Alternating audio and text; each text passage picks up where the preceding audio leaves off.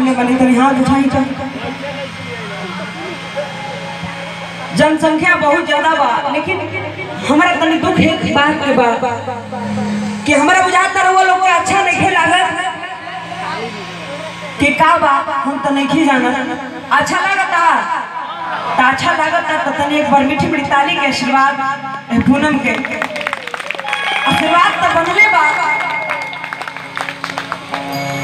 ना तो घमंड से नहीं कह। भजन बड़ा कम लोग के बाजेला और बड़ा कम बाजेला, लेकिन रउआ सबने का आशीर्वाद प्यार हर कलाकार के ऊपर बा, तो फिर डर कौन बात के ना। रउआ लोग का आशीर्वाद बाकी भजन नेपाल से लेकर बिहार तक, राजस्थान तक, गुजरात तक, और कुछ दिन पहले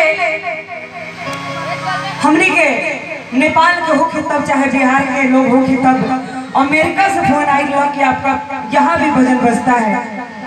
तो रोआ सुमन के प्यार बा, रोआ सुमन के आशीर्वाद बा, तो चाहे एक बार मीठी मीठी ताली बजा के आशीर्वाद दे, एकदम जोरदार ताली।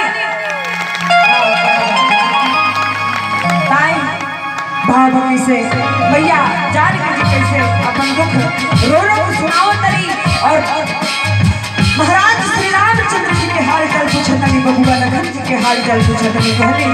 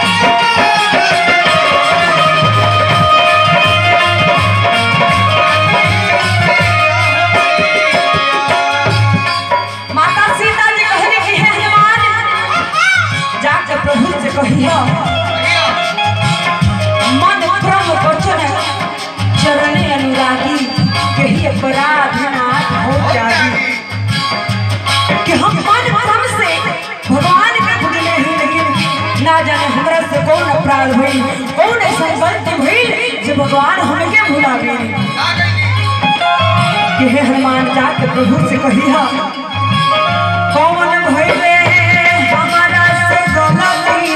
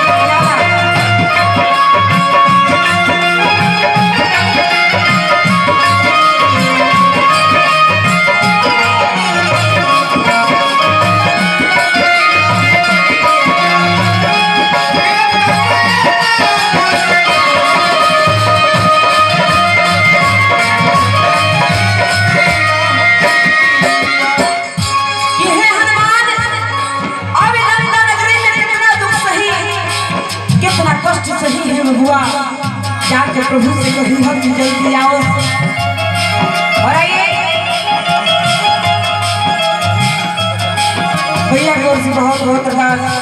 और हमारे बड़े भैया श्री पंकज लाल यादव जी, जिनके ओर से 500 रुपये की चढ़ावा, उनके चरणों में बार बार प्रणाम है। मैया सर्दी है मैया, दिन दुनी रात चुगुनी, इनके कारोबार में वृद्धि बढ़ाएं, अपना आशीर्वाद इनके ऊपर बनाए रखें। और आप हैं भरत जी पंडित, भरत पंडित,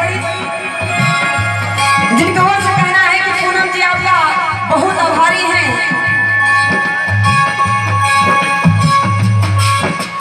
ये भरत जी हमारे खेसारी भैया के साथ रहते हैं, इन्होंने लिखा है। बहुत बहुत प्रणाम आपके चरणों में, बार बार प्रणाम है। और आप हैं आदरणीय श्री सुरेंद्र तिवारी जी, जिनकी ओर से बहुत बहुत अरदास, इनके चरणों में बार बार प्रणाम है।